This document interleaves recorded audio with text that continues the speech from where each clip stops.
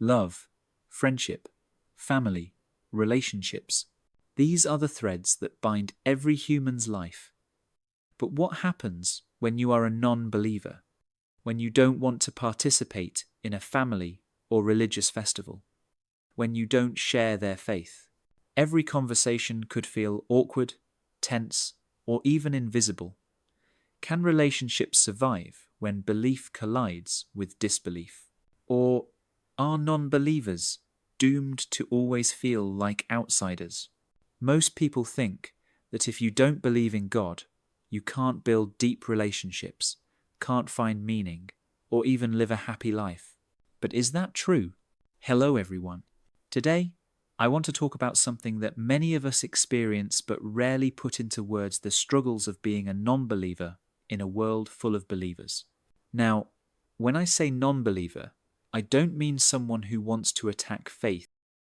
I mean people like you and me, who simply don't believe in God, or the supernatural, or religious doctrines, but still want to live with kindness, love, and strong relationships with our friends, families, and society.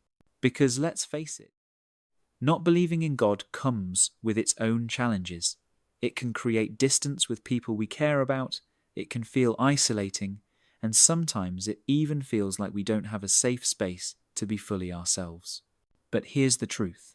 Being a non-believer does not mean being cold, arrogant, or disconnected.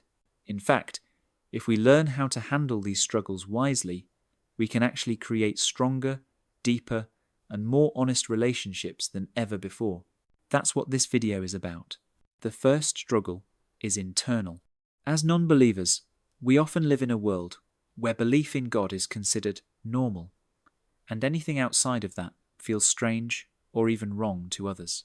Sometimes we even question ourselves. Am I missing something? Am I the odd one out? This is where philosophy and cognitive science help us. Philosophy teaches us that it is normal to question, to doubt, to seek truth without simply accepting what is given.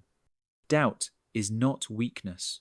Doubt is a form of intellectual courage. Cognitive science shows us that human beings are wired for belief. Our brains evolved to look for patterns, to seek causes, to create meaning even where none exists. That's why religions formed in the first place, not because humans were foolish, but because our brains are meaning-making machines. We know that religion was humanity's first attempt to answer the great questions of existence. But its answers were born of ignorance. Science replaced them with understanding. So when you realize this, you stop blaming yourself for being different. You realize, I'm not broken. I'm simply seeing the world without the lens of belief. And that's okay. The second struggle comes with family and loved ones. Maybe your parents pray every day. Maybe your partner believes in destiny. Maybe your relatives can't imagine a life without God. And then there's you, quietly thinking, I don't believe in any of this. Now, here's the key. Don't fight belief with arrogance. Don't break relationships just to prove a point. Instead, remember this: people believe because it gives them comfort, identity, and hope. For them, faith is not just an idea, it's emotional survival. So, as non-believers, our role is not to destroy that comfort, but to show that love, care, and respect can exist without sharing the same faith. For example, when your parents pray for you, you can still thank them with warmth, because behind the prayer is love. When your partner says everything happens for a reason, you don't have to argue. You can respond with kindness, because behind the phrase is hope. The practical rule here is simple. Choose connection over confrontation. That doesn't mean hiding your truth forever, but it means being emotionally intelligent, knowing when to speak, and when to simply love. We live in cultures where festivals, rituals, and religious traditions are everywhere. If you refuse all of them, you may look cold. But if you join all of them, you may feel fake. So how do we balance this? The answer is, separate belief from belonging. You don't have to believe in a ritual to enjoy the togetherness it creates. You don't have to believe in a festival's mythology to celebrate its joy, colours, and music with your friends. Being social doesn't mean you betray your non-belief. It means you value human connection above dogma. When you attend a religious ceremony, you don't have to see it as worship. You can see it as participation in culture, in memory, in shared humanity. This shift in perspective makes life easier. It allows you to stay close to your community without losing your identity. Now let's talk about some practical reflections that help us, as non-believers, live fully and strongly. Most people don't actually want debate. They want to feel heard. So, if a believer shares their faith, listen with patience. You don't have to agree, but your respect will deepen the bond.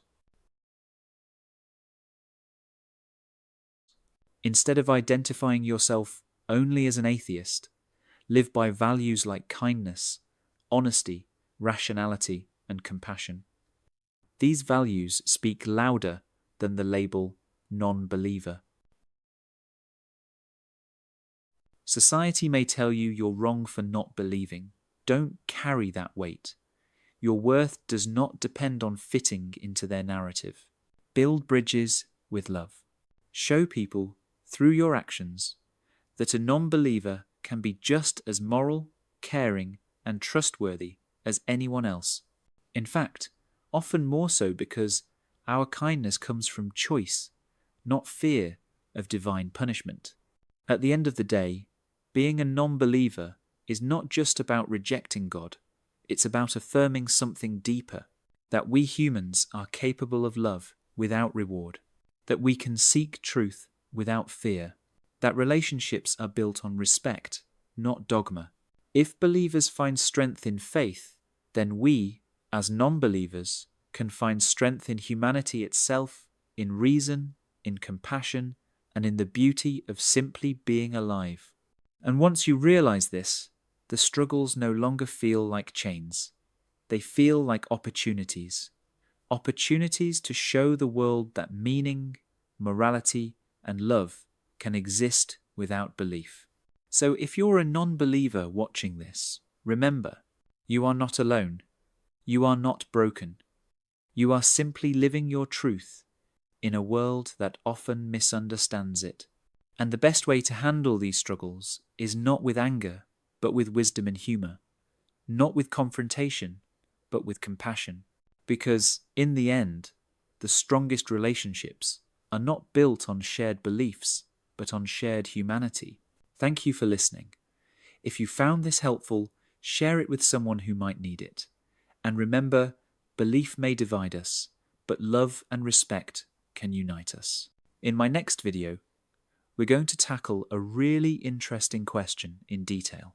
Many people believe agnosticism is something completely separate from atheism. But is it really? Or is agnosticism just another form of atheism in disguise?